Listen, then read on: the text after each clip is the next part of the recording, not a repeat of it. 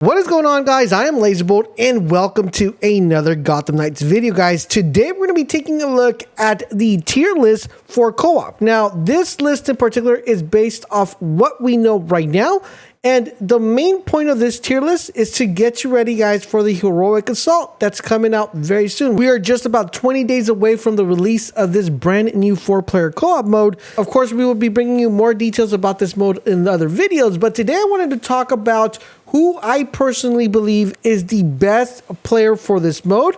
Now, this tier list could probably change once the mode gets out because we don't know what type of enemies are there. Is there going to be more freaks? Is there going to be more mobs?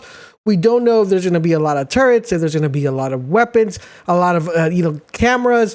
Are we going to do stealth play? Are we not going to do stealth play? Is it more going to be based on how much damage you output? Is there more elemental damage? So I'm definitely going to be updating this list once the Heroic Assault comes out, but this is the list that's going to have you 100% prepared for when that mode comes out, so you guys know who is the best player out of all of them. So if you find this video interesting and informative in any way, guys, a like would be greatly appreciated. Let's try to get this video to, let's say, 300 likes. I know we could do it, Bet Family. Come on, let's make it happen. Sharing is caring, so make sure you guys share as well. Massive shout out, guys, to everybody who has decided to become part of the Bolt Nation by hitting the join button down below or clicking the link within the pinned comment. Remember, guys, there's a big incentive if you guys join the Bolt Nation.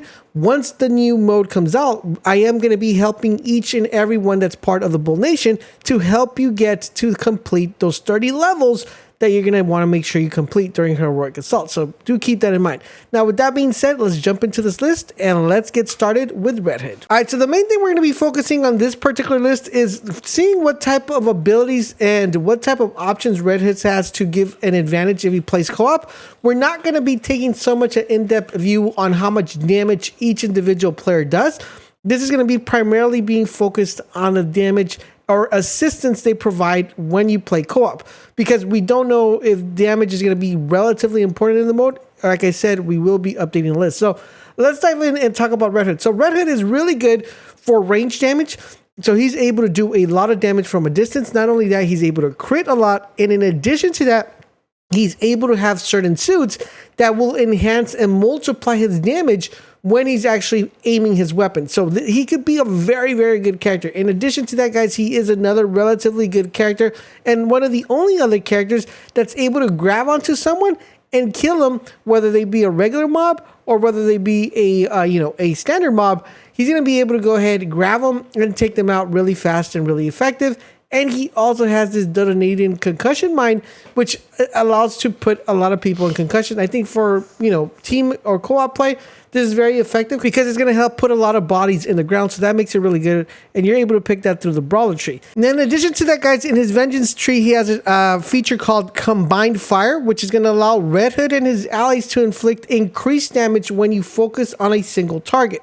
Only applies to range attack combos and precision aim. Now, this is going to be a very interesting weapon, very interesting ability due to the fact that we don't know if there's going to be any bosses, any mini bosses within this mode. But if there is, this could actually be very helpful because if you're fighting a boss from a distance or you need to land a crit hit within a certain area or portion of the enemy's bodies, then this might actually come to fruition quite a lot due to the fact that this is going to buff anybody that's aiming their weapon and give them a very nice additional buff. As to how much this buff is, I don't know. So we're going to definitely have to put in some numbers into here. But I'm assuming it's going to be between 5% to 10%. So a really good, interesting co-op feature that could help out a lot, especially if there's boss and crit areas that you have to hit. Another feature that probably going to get a little bit overlooked is this one right here, guys. And that is the ability of being able to cause fear to nearby enemies. Remember, fear gives you a nice little buff when you shoot enemies. And some characters actually get a really good big buff when fear is applied. So the good thing about Red Hood is the fact that he's able to do fear when he knocks out an enemy with his pistols. And not only that, but he's also able to apply fear when he grabs onto someone and takes him out. So really, really good, effective way actually, applying fear. And I think fear is going to be very important because it's not only going to buff you, but it's going to buff the other, your teammates who are also doing damage on the enemies. So I wanted to give this a nod because I think this is a very good incentive if you're going to be able to apply fear constantly, especially by knocking people down with your pistols, or by grinding them, it's going to help out your team and your teammates. Now, as far as placements within the list, we're going to be placing Red Hood, guys, on the B tier category, and that is a overlook of Red Hood, and pretty much that's all the really much benefits he gets. I feel like he might be really good as a buffed character, so like another character buffing him, which we'll talk a little bit later in the video, but as a character that you want to take in that's going to be helping the team out a lot, doesn't have a lot of benefits in that perspective. All right, next up, we're going to be taking a look at Batgirl. Now, Batgirl's pretty interesting because she might be that one character that everybody's going to require to play with. The reason is because she's going to be giving you the ability of having multiple lives. So she is able, once you build up her grid tree, she's going to be able to have 2 additional lives. And this could be very helpful, especially if the mode automatically wipes you if the whole team goes down. She could be that one of those characters where like she could save like you're like in level 22. Everybody goes down and she's able to revive, and she's going to go revive you, revive your teammate, and continue the run. She could be that one character that everybody's going to be like, yo, we need a Batgirl on our team just in case we wipe. If this is really difficult, this could come very in handy. Like I said, once the mode gets out, we're going to know more like down nitty gritty which of these characters are going to be shining the most. So of course we will be updating the list, but I think this is definitely one that might get overlooked, and I think giving her the ability of being able to come back to life twice from being down could be a lifesaver, especially when you're playing hard difficulty stuff in a game. So second life, definitely a plus for Batgirl. Now, another thing that I think is going to be really interesting is her Oracle tree, because her Oracle tree gives you a lot of really cool stealth abilities that no other character has that could come in play if the mode actually has them. So this kind of be like up in the air. She is like in this section right now where she could be really, really good, or she could just be, okay. So we're just going to go off the, idea that there is going to be this stuff involved in the heroic assault. If there's not, then we're going to have to bring her down. But this is the stuff that I'm talking about. So she has this thing called remote hacking. So remote hacking is going to allow her to use her AR ability to disable not only cameras, turrets, mines, electrical panels, laser control modules. This is going to be really important, not so much for the factor of her being stealthy, but for the factor of her disabling these turrets. If there are a lot of turrets, and as you progress through the levels, you have to infiltrate certain areas, you have to go up certain buildings, and there's too many turrets, she could easily disable these turrets and make that run a lot easier. Now, like I said, we don't know if the mode is going to have some, this type of layer of mechanics. If it does, then this is going to be a plus. So we got to add it, because currently right now we don't know, but what we do know is this could come really, really in handy. Now, in addition to that, she has another thing called gear overclocking. Now, gear overclocking is really cool because what it's going to do, it's going to allow her abilities to deal 10% extra damage. But the thing is, she's able to actually apply that damage to her allies to give them a 15% more damage bonus. Like I said, she's going to be really good if she's using this constantly, because for people like Robin, she could do a lot of, he could do a lot of damage with that elemental effect, or like Red Hood, they're going to do a lot of damage with that elemental effect, and her buffing them even 15%, this could be exponentially huge. And that's why I think she might be one of those characters that everybody's going to require to have within their team. Now, another ability I think that's going to be really viable for her is the shocking device. Now, the reason is because we don't know if there's going to be mini bosses, or there's going to be like, kind of like most wanted, a lot of them. And one of the most annoying things, especially right now when you're hunting those most wanted, is the people with the LMGs. They are so annoying. They're really pesky. Now imagine having 10 of those guys hitting you, spamming you at the same time. It's going to be a pain. Now, her overcharge ability, her shocking device ability, allows you guys to not only stop them from shooting, but it's going to instantly apply the bioelectric elemental effect, which is really, really good, because that's going to put the enemy in a standby where you could go ahead and go attack them while they're trying to, finker with their gun. So really good effective ability here, especially if there's multiple of these guys that are going to be annoying. She could come very in handy. The next thing we're going to be talking to, guys, is of course her ultimate ability. Her ultimate ability is really good because that's going to allow her to call down her drone, which is going to heal allies, and it's going to help be like an extra person shooting. So really effective because the drone actually moves with her. So it's not like static. You can move around. It's going to start healing you. If your teammate is fighting along with you, then he's getting that health as well as he's moving along. So really effective, really powerful ability here. And you have some really good, interesting cooldowns with some of the suits that's going to make her very, very viable. Now, after going over her abilities, I'm going to be putting her in the A category. Now, she could easily move up to S tier depending on what more stuff is available in the heroic assaults. If there's a lot of cameras, if there's a lot of turrets, or how effective it's going to be her being able to buff you, because in addition to that, she does a lot of damage and she has some really good abilities and good synergy. So she's right now in the A category, but once the mode comes out, she could move over to S, or she could actually dip down to a B tier. So we don't know, but as soon as we know, we'll definitely go ahead and figure it out and update the list. All right, so the next character we're gonna be taking a look at is Robin. Now, I'm a little bit disappointed with Robin in the sense of he doesn't have too much stuff that's actually gonna help his team. Now, he could be a S tier character if you think that elemental damage is going to be extremely important in this build or in this mode, due to the fact that he is the one that causes the most elemental damage. And in addition to that, the other knights being able to buff him. So for example, we have Batgirl that gives her the buff. We have Nightwing who could also buff and debuff. So he might be a S tier category when it comes to damage, but as abilities to help you out, he has very little. Now, what is he really good at? Of course, elemental damage and plain stealth. Now, if the game mode requires a lot of stealth, he could move up easily to an A category, S category, even without doing a lot of damage. So we don't know. But if the game if that mode does require a lot of stealth, then he's going to definitely be up there. But as of right now, we don't know. So we're just going to take that there is not that much stealth involved in this mode. So he doesn't really have much to go by. The only thing he does have is the ability of inflicting fear. And he's able to inflict fear, guys, in 3 different ways. Not only is he able to inflict fear by cloaking himself and, taking down the enemy, he's also able to avoid cameras. So we don't know if the mode does have a lot of cameras. This could be very viable. He also has the ability of using his micro bots, and his bots also inflict fear, which is going to give you a buff, and it's going to apply elemental damage to them. So you have that really good, elemental being applied, you being able to apply fear, get a nice little buff from the fear and also the elemental effect. So really good here.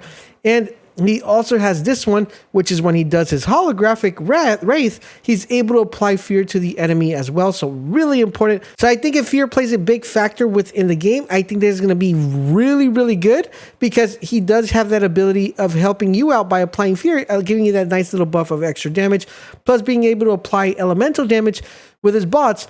It's also really good. But apart from that, he doesn't really have much when it comes to co-op. So right now, we are going to have to put Robin, even though it hurts me, on the C tier category, but I think he might be able to move up all the way to A, depending on how much elemental damage is required within the mode or how much DPS is actually required, because he is a very hard-hitting character. All right, so now we are on to Nightwing. Now, Nightwing is very good in the sense of him personally being able to be the fastest character to regenerate his ultimate as quickly as we possibly can. And his ultimate ability is very helpful, which we'll talk about in just a little bit, but let's get started on some of the stuff that he has really good. So he kind of has 2 sets of skill trees that are really important, and we're going to get started with this one, the first one called the Elemental Smart Dot. Now, the Elemental Smart Dot is really effective because it's able to apply and inflict elemental damage when he shoots a dart. But the beauty about this is he's able to use the same dart to heal allies over time. So instead of shooting the enemy, I can shoot the dart to Robin, I can shoot the dart to Batgirl, Red Hood, and what that's going to do, it's going to give my ally or my teammate a little bit of health back, so it makes it really, really good and very powerful. So as you see right there, he's getting shot, getting health back. So I like the fact that you're able to use this from a distance, so it's really, really good. I like the fact that he's able to get that health back. Once again, he might be a character that everybody might require to play with because he is able to heal a lot. Now, in addition to that dart, we also have the other dart that he's able to do, which is called the Elemental Smart Dart. Now, this particular dart is going to reduce the defense of the enemy, so that's really good. You apply a nice debuff right there, but you're also able to apply a buff to your teammate to increase the damage that you inflict by 5%. So once again, you see it here being applied to Robin. So Robin seems to be like the DPS character. So like I said, this list might change when the mode comes out. And Knighthood is kind of like the healer class that you're going to need the buffer and debuffer to be able to buff Robin to do a lot of damage. But I think as of right now, Nightwing is looking pretty solid on the co-op aspect of not only being able to buff and debuff and heal at the same time. Another really cool feature that we have is the ability of this, guys, being able to revive teammates from a long distance because he has the revive darts. Now the revive darts, if you go down and you kind of like, there's only 2 people left and you're like, the other team that went down, you're like, oh crap, what do I do? You could easily go ahead, climb up to a roof or climb up to a ledge if there is one. Within the mode, shoot one of your teammates with the dart and it's going to revive them. That is really, really good. Now, this one seems to say that it only works 1 per night. As far as the mode, we don't know how many of these you could actually use. Is it going to be 1 per run or 1 per every 10 levels? We don't know right now, but we like to have it in our back pocket, being able to revive our teammates. I think that is definitely a must. Now, another thing that is probably going to be overlooked by a lot of you guys, which is called within the pack leader skill tree, is this one right here, because people usually just unlock this without reading. And this is called family ties. This is going to increase Nightwing's defense and resistance by 10%, but it also gives it to your allies. So it's going to grant additional bonuses to your allies. So for Batgirl, it's going to increase her melee by 15%. For Red Hood, it's going to increase his range damage by 15%. And for Robin, it's going to increase his stealth damage by 15%. So if there's a lot of stealth mechanics found within the game during the mode, this is going to be exponentially huge for Robin. But if there's not, and it's mostly damage and DPS, Red Hood and Batgirl, they're going to have a field day because Batgirl's known for melee. She is like the melee master. So she's going to be able to do a lot of more damage just by being around you. And Red Hood is going to be doing a lot of range damage just by being around you with the family ties. So once again, the pack leader tree is mostly centered around co-op. And like I said, he might be the character that everybody's going to require to play as or have someone on their team to be able to do really well. Now, if that wasn't enough, if we go to his mobility has actually 2 really good aspects here. Number 1, we have, of course, his ultimate ability, which is his nest. Now, the cool thing about his nest is the fact that it's going to give you guys some really good stuff. It's going to allow you to heal, and it's going to give you defense at the same time. The only thing I don't like about his nest is that it stays static. But if you guys enhance it to where you have it to where it's, it's bigger and covers a more radius, it's okay.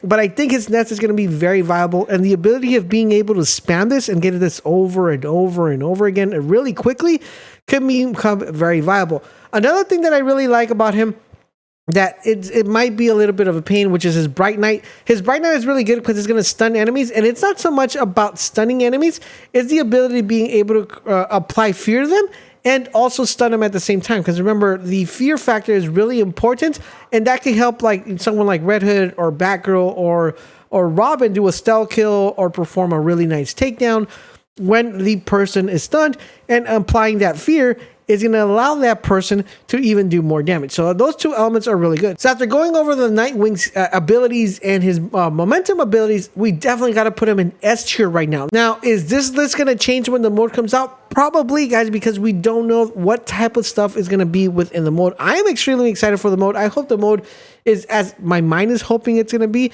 which I'll have a separate video going over what we really want for the mode in just in this couple of days here. But overall, this is the list that we went ahead and compiled. If you guys agree, let me know in the comment section down below. If you disagree and think I should maybe move some characters around to a different position, also let me know, guys, because I do want to hear you guys' feedback on the topic. So if you haven't leveled up a Nightwing, I would highly recommend you guys start leveling him up, get his gear. If you haven't leveled up a Red Hood, a Batgirl, or a Robin, also, guys, start leveling them up because they seem to be very viable, especially with this co-op mode that's coming out very soon. I hope you guys are enjoying our content here at the channel. You are doing me the huge favor, guys. Drop a comment, drop a like. But most importantly, subscribe, turn on all your notifications, and we're going to have you covered not only with Gotham Knights, but we have Darktide coming out, we have Evil West coming out, we have the Callisto project that's coming out, we have some Call of Duty guides that we're going to be putting out for DMC and Warzone, and also the new raid mode. So you're definitely going to want to make sure you keep it locked here. If you want to support the channel, do consider becoming part of the Bolt Nation by hitting that join button down below. It helps us out a ton. You guys don't even know. Thank you guys for watching, and I'll catch you guys on the next video.